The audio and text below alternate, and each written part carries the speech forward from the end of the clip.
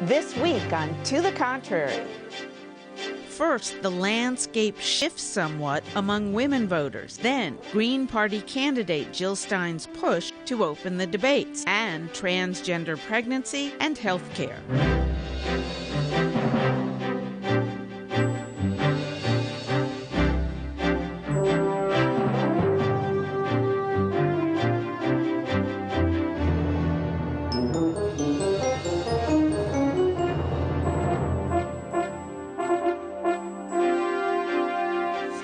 I'm Bonnie Orbey. Welcome to the Contrary, a discussion of news and social trends from diverse perspectives. Up first, the women's vote.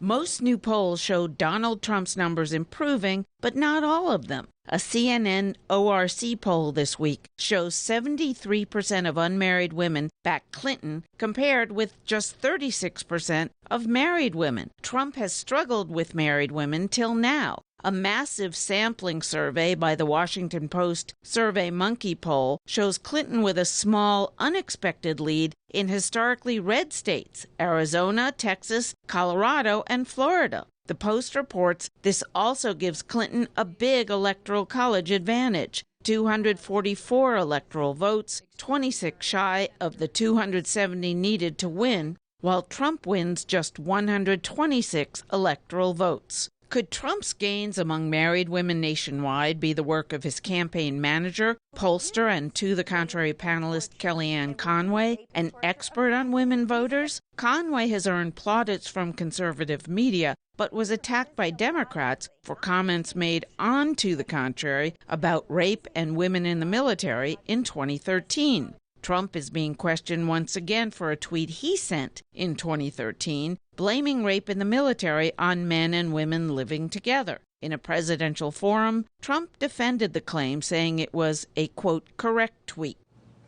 So, Saba, why are married women moving over to the Trump camp now? Well, thanks to Kellyanne. She's an expert on the pro-life and the pro-traditional marriage movement, and she has the grassroots base, and they are riling up the votes for Trump.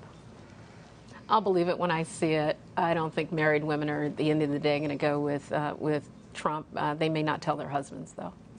This is one married woman for 49 years, registered Republican and conservative, who will not be voting for Donald Trump. I think after seeing 3 hours of Donald Trump without teleprompters over the next 2 months, I think married women are going to come back to Hillary. But this is historic. I mean, Republicans, going back to Reagan, have won white married women. This is all married women. Are Democrats scared about this? Donald Trump is not going to win married women, and I think it is true. Once people, really see this guy on television, they see him in the debates. How much more television do they have to see him on? You know what? But we haven't really focused on it. Here we are. We're after Labor Day. We're coming up on the debates. Normal people don't pay attention to this stuff all the time, and that is certainly true for women and for married women. And they are going to see, a guy who over and over again, says things about women that are just completely unacceptable, and especially in a president, and they will be voting for Hillary. But the problem is Hillary Clinton is the person he's running against, and she has a trust problem. And she has a problem. She definitely has a trust problem. And let me just jump in, though. There was a Harvard study that showed that she got twice as much negative publicity as he did up until a certain point in this campaign.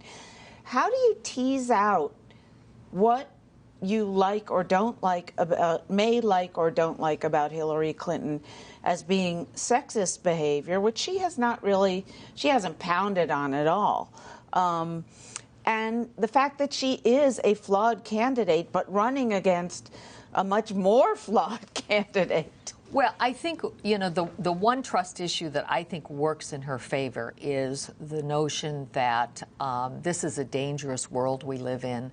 And from my point of view, as I say, as a longtime Republican, I ran as a Republican, nominee for the Senate. I've been active, worked in the Reagan White House. But I can't vote for Trump because I really do believe that he is an existential threat to the United States. And so, whether I will end up voting for Hillary Clinton, I hope not to have to. But if the polls keep closing, I may end up feeling that it's my responsibility to do that because I think he's so dangerous. I think Kellyanne certainly has done a good job of getting Donald Trump back on teleprompters, which I think has helped a little bit over the last few weeks. But I think, as Congresswoman Edwards said, you're going to have 3 hours in those debates where Donald Trump's going to be without a teleprompter, off script. And if the commander-in-chief forum is any indication, he's going to say things that are going to realign the election a little bit. And I think at the end of the day, married women are going to vote for Hillary, and she's going to win the election. Maybe not by the landslide that the SurveyMonkey poll showed, but there's been a lot of conversation around that CNN poll being really a flawed poll. Now, what did you think about his tweet this week when he basically reaffirmed the problem with sexual assault in the military is brought on by women being in the military and men and women sharing quarters? Sure. Well, I actually, from an Islamic perspective, I tend to agree. I think we should have procedures within the military that separate the women and the men from the living conditions. We have huge sexual assault problems, and less than 1% actually get prosecuted and convicted. But isn't that a way of saying, Saba, that men can't control themselves? It may be. It may sound absurd, but traditionally, there are rules and policies. I think it's best to protect the women that are serving our nation, and we should have policies within the military that protect and differentiate between men and women. I think both of them have equal potential, but from different perspectives, and we should address that. I do think that some of what Trump has going for him is that he says things that people say, well, they're not politically correct, but a lot of people think them. And that actually boosts his, his favorability. I don't like political correctness for its own sake, but he crosses the line. He goes beyond being politically correct to being insulting, to being demeaning, to being xenophobic, racist, sexist, all of the above. Look, I think about especially his views on women in the military. I mean, that is like saying if you go to an office and men and women share quarters and close working conditions all the time, that you blame women for the sexual assault that's happening in their workplace. And for military men and women, a lot of men and women serve together. They serve honorably. And the key is, are we going to have a commander-in-chief who understands the need to root out bad behavior and to make sure that people are, that's right, make sure people are a criminal and make sure that people are held accountable for the crimes that they commit. But it's not to say that we're essentially going to blame and penalize women for the criminal behavior of men along whose side they work. Sarah, interesting question just occurred to me. Donald Trump has really reached out to the LGBTQI community in big ways. On the other hand, if he's saying that what about these open bathrooms, which are becoming way more popular in public? I was at the Washington, D.C. Convention Center not too long ago, had an either-or bathroom. Is that saying, is he by saying that if you put men and women living together in the military, the men can't control themselves and they're going to rape the women, does that mean he's going to be against bathrooms? Open trans service? Well, I think with open trans service, folks aren't asking for open bathrooms. They're asking for transgender women to be able to access women's restrooms and transgender men to be able to access men's restrooms. Having said that, I do challenge the premise that Donald Trump actually has been reaching out to LGBTQ voters. Obviously, he said the letters in his convention speech, but the reality is he's still going to appoint anti-equality judges to the Supreme Court. He still supports the ability of states to discriminate against the transgender community. And in his effectively first governing decision, nominated a vice president who has really made his national profile on being anti-LGBTQ. So I think that is Trump getting any of the LGBTQ vote? I mean, I'm sure there are LGBTQ people voting for him, but I don't think it's going to be dramatically higher than any other Republican nominee for president. And the fact remains that LGBTQ people are also women. They're also people with disabilities. They're also Muslims. They're also immigrants, all of the communities that Donald Trump has continuously insulted throughout the campaign. All right. Let us know what you think. Please follow me on Twitter at Bonnie Urbay. Behind the headlines, the two major parties have nominated historically unpopular candidates. Democrat Clinton would be the most disliked candidate ever, according to polls, were it not for Republican Trump being even more disliked. Do the independent candidates, either Libertarian Johnson or Green Party, Jill Stein, offer a tonic for weary voters? We interviewed Jill Stein. I think the American people have kind of hit the wall on the economy, on jobs, a generation that's basically stuck in unpayable student debt. And then you have two establishment candidates that people don't like and they don't trust. And there is an incredible hunger out there for another voice. Jill Stein is the Green Party candidate for president. I'm a physician, not a politician. I'm a mother on fire, very concerned about where our younger generation is going. And as a medical doctor, I'm sort of practicing political medicine because it's the mother of all illnesses and we got to heal our sick political system. Stein, as well as Libertarian candidate Gary Johnson, are fighting to be included in the presidential debates. They begin later this month. Both candidates are below the debate qualifying criteria of achieving 15% in the polls. Stein is polling at 5% at her height or below, while Johnson just breaks into double digits. There hasn't been a third-party candidate in those debates since 1992. We need to make the debates an instrument of our democracy. Right now, the debates are an instrument of the Democratic and Republican parties. And I would say stay tuned. In the last race, my running mate and I were arrested simply for showing up. We were not just arrested, but we were taken to a dark site and tightly handcuffed to metal chairs for about 7 hours until everybody had gone home. This was just for trying to get into the campus where the debate was being held, where our intention was essentially to just be there and bear witness to a debate we should have been in. Stein hopes to be on the ballot in every state this year and improve on her 2012 showing. In 2012, she received less than 0.5% of the popular vote. To boost her campaign, Stein has made a transparent play for disaffected followers of Bernie Sanders. She's gone as far as offering her place at the top of the Green Party ticket. I actually put out a message and a written open letter to Bernie Sanders to please consider joining me on our ticket. We've got basically the same ideas here. We differ a little around foreign policy, where my campaign takes a principled position that we need a foreign policy based on international law, human rights, and diplomacy, not more of these regime change, wars for oil, wars on terror that have been such a catastrophe. As the only candidate that doesn't accept corporate money, lobbyist money, etc., I can actually take a principled position here about what we need to do. So that's one area where we differ from Bernie. Stein is calling for ambitious, her critics would say unfeasible, programs to help the environment, ease debt, and create jobs. We're calling for an emergency jobs program, a Green New Deal, that will revive our economy at the same time that we tackle the crisis of climate change. We need an agenda for people, planet, and peace over profit. Right now we've got a system that puts profit over everything else. So, Congresswoman Edwards, does she stand a chance, or is she just a spoiler for Democratic candidate Hillary Clinton? I don't even think she's a spoiler. I mean, if you recall, Ralph Nader got about 2.74% of the vote. I don't think Jill Stein is going to get that. But actually, he did take enough votes away from Gore in Florida. In some states, Florida, which was the killer state, which Gore actually ended up winning after a recount. But he was a spoiler candidate.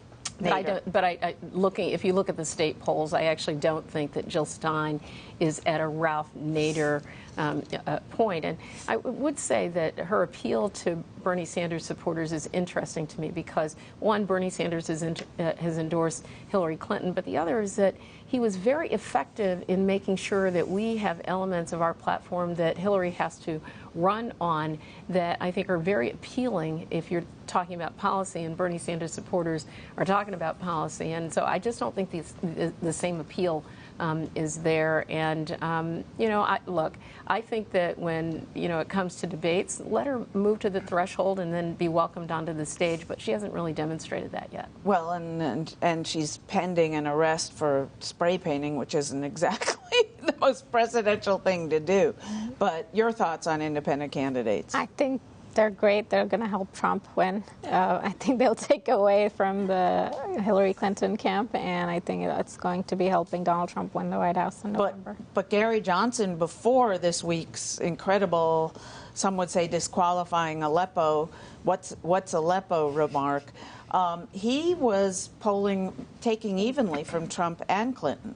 Right, but I think, he's disqualified himself as well. So I think all of the third-party candidates are going in favor of Trump. I think all of them are making stupid mistakes, and, taking away from the Democratic votes is only going to be helping the Republicans. I think anyone who jumps into the political process deserves our thanks, but I think Jill Stein is no Ralph Nader. Serving 1 or 2 terms on a city council in a medium-sized city does not make a president.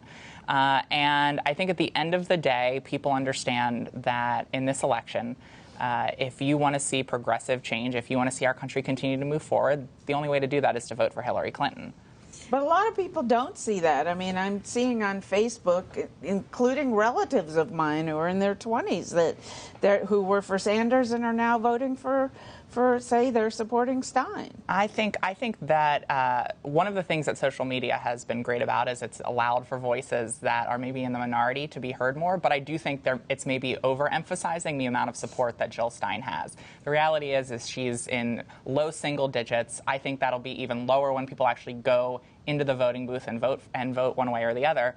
But I think, just as Bernie has said, Senator Sanders has said, if you want progressive change, if you want to see the things that he fought for, that we're fighting for as progressives, actually implemented, the best way to do that is to consolidate behind the only progressive candidate who has an actual chance of winning this election. I think the two-party system has served the country well. I will say, though, that if Trump loses this election, the Republican Party is going to have to do some rethinking. And frankly, you could see a split in the Republican Party if the Trump people, stay solid and continue to support his agenda.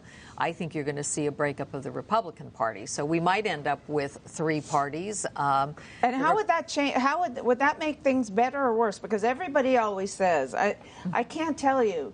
If I had a penny for the time anyone said to me, we really need a third party, but they don't take note of the fact that they all want the third party to be something other than the next guy does. Well, I mean, essentially, the Republican Party, the Whig Party disappeared, and the Republican Party emerged, and it was a progressive party, frankly, that was opposing slavery and was for equal rights for all people. I would like to see the Republican Party decide what its principles are, and I frankly don't want any part of Trump in that party. Well, we're going to let you all rethink the Republican Party, and we're going to march to a win with Hillary Clinton in November. And I do think that, Hillary has, I think, an uphill battle. I think some of the questions, for example, that she's being asked and at that level are presidential. They're questions that anyone who wants to be president should ask. And frankly, I think the media has a lot of work to do because they've been dumbing down what they're asking Donald Trump or what they're expecting of him. And I think that is going to become even more clear over these next several weeks. Yeah, Matt Lauer, Exhibit A at this point. From politics to pregnancies. After winning the right to marry, the LGBTQ community has changed what the American family looks like and traditional views on gender. New research finds the boom in medical advancements will make pregnancies common for transgender Americans within the next 5 to 10 years. In a Time magazine op-ed, columnist Jessie Hempel opened up about her brother Evan's pregnancy. After one failed pregnancy, he and his wife now have a son. The couple used IVF for both pregnancies, but it's not always easy for transgender Americans to find medical help. According to a national transgender discrimination survey, 1 in 5 transgender people has been turned away by a medical professional. So, Sarah McBride, how long before this becomes normalized? It was 8 years ago when the very first pregnant transgender man introduced himself to the world, I suppose. Will this become normal? Well, I think this isn't necessarily the most common experience among transgender people, but I think anytime someone is able to step up and tell their own story, talk about their own lived experience, that helps to open hearts and change minds. I think this story reflects something about transgender people that the country is learning. It's something that the country learned about gay people, too, which is that we're people. We want to be parents, we're siblings, we're children, we're friends, we're neighbors, we're coworkers, we have hopes and dreams, we laugh and we cry, and I think this story helps to reinforce that. But it also brings up a larger point about the fact that transgender people do face pretty significant barriers in the healthcare industry. A lot of transgender people report not even having a medical professional willing to touch them when they're getting care because they're transgender. So I think this is part of a larger conversation about making sure that our healthcare system is accessible and safe and inclusive for all people. Your thoughts? Well, I have to tell you, I'm a bit of an agnostic on this issue. This is all very new to me. I'm 69 years old, and the world is a different place today. It is a brave new world, and some of us do your need kids to sort of, or grandkids, do they see 2 genders or 8 genders?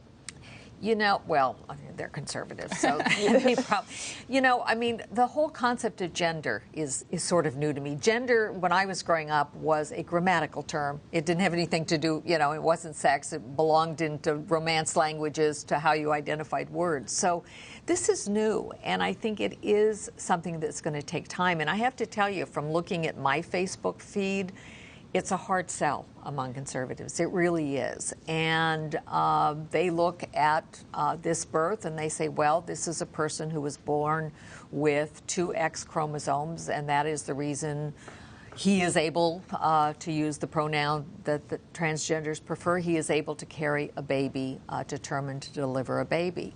I just don't know how it's going to turn out. It is a huge social experiment, and who knows? I do agree with you that people need to be tolerant, people need to be understanding, and not make judgments too quickly. But it's hard for some conservatives. But you told me an amazing statistic when you were on the show either last time or the time before, that and I mentioned that transgender people were, I forget, it was under 1% of the population, and you said when you count young people, it's actually what, 3.7%? So they've actually just upped the estimate of transgender adults in this country to about 1.4 million, and then among young people, it's in the low single digit percentage wise. It's the adult transgender population is larger than several states,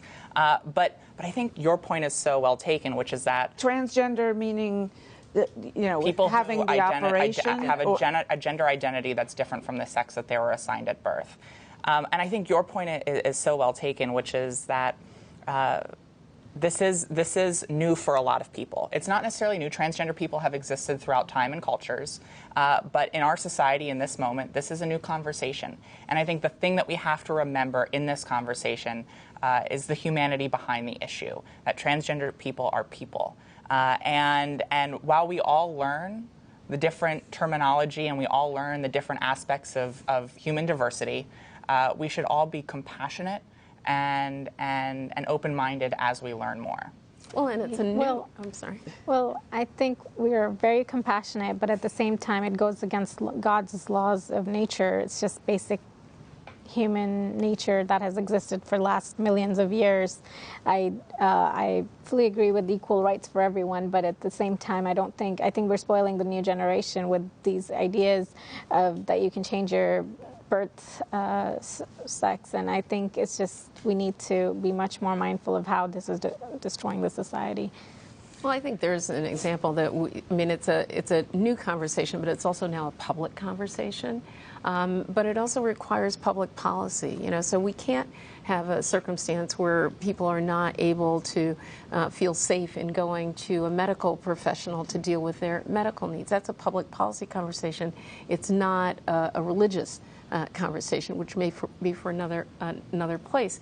But we all have an awful lot more to learn, and I don't think that my son thinks about this in the same way. All right, that's it for this edition. Please follow me on Twitter and visit our website, pbs.org/to the contrary. And whether you agree or think to the contrary, see you next week.